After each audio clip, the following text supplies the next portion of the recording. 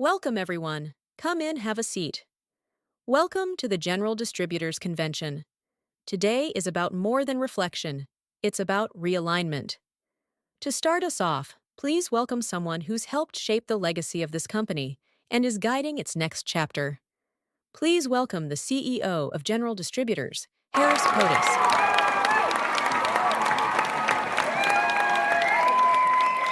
Good morning, and thank you all for being here. This is a milestone moment, not just another meeting. Our company has been building, serving, and evolving for more than 45 years. But the world is changing, faster than ever. And we know we can't meet the future with yesterday's tools. We are now working within what many call the knowledge era, a time where insight, adaptability, and collaboration are what give organizations their edge. It's about how we connect, how we communicate, and how we solve problems together. Today is not about sitting and listening. It's about engaging. You'll soon head into breakout sessions where you'll work in cross-functional groups. Each session focuses on a crucial pillar for our evolution, redefining what efficiency means for us, rethinking how we communicate across teams, and unlocking new ideas that can drive innovation in everything we do.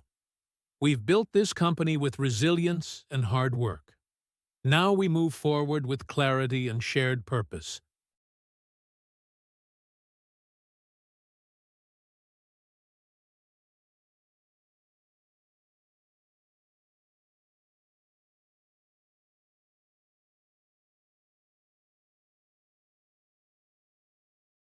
We're measuring output, but we're not measuring alignment. That's the real drain. Teams hit their numbers, but we're not always coordinated enough to use our findings for strategic purposes. It's like everyone's rowing hard, and we are not in sync. Sometimes being efficient just means repeating outdated steps faster. That's not progress. I believe that real efficiency is questioning the process, not just speeding it up. We talk a lot in this company, but we're not always communicating. Every team has its own terms, its own shorthand, and half the time, we think we're aligned, until something slips through the cracks.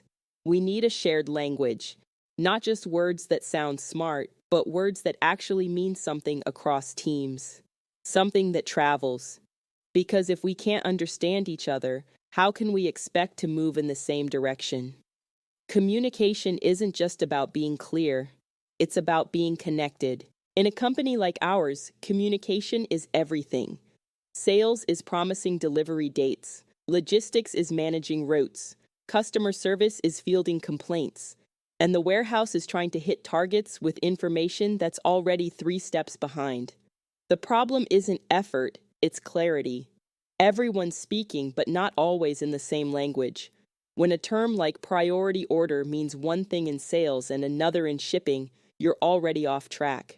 We don't just need faster responses, we need shared understanding. A single version of the truth that flows across teams without getting lost in translation. If we want to be more responsive, more accurate, more respected by our clients, that starts with how we speak to each other internally. Communication isn't just about speaking up, it's about making sure the right message lands where it's needed, every time. What if we stopped waiting for sign-off and just prototyped a low-risk version? Exactly. Even a rough demo gets the conversation moving faster than a memo ever could. Honestly, we've had ideas sitting in drafts for months. Let's build, not just plan. We could think about using a task force model. Pull people from different teams just long enough to test something bold. Even though our goal today is not for perfection, I am still so excited. As our teams return from the breakout rooms, the energy has shifted. Ideas have been challenged, assumptions reworked, and now we bring it all back together. Across industries, companies that embraced change, not just in technology, but in how they communicate and organize knowledge, have found new momentum. Take Samsung, for example. Years ago, they were just one of many consumer electronics brands, internally fragmented, siloed, and slow to react. But they restructured around cross-functional collaboration. Design, engineering, marketing. They didn't just sit in different rooms, they spoke entirely different languages. Samsung committed to breaking those silos, developing shared language and feedback loops between teams. The result? A decade of innovation dominance, from smartphones to smart TVs, or Honda back in the 1980s. While American manufacturers focused on quarterly output, Honda quietly embraced a philosophy of knowledge sharing at every level. Assembly line workers were empowered to stop production if they spotted an issue. Engineers rotated through departments to understand the full product lifecycle. What looked like inefficiency at first became their greatest strength. They caught problems early, adapted quickly, and won customer trust across markets. These aren't just success stories, they're signals. Signals that transformation isn't about discarding what works, it's about reimagining how we work together. So the question now is, how will we bring what we've learned today into our own rhythm, our own systems, our own future?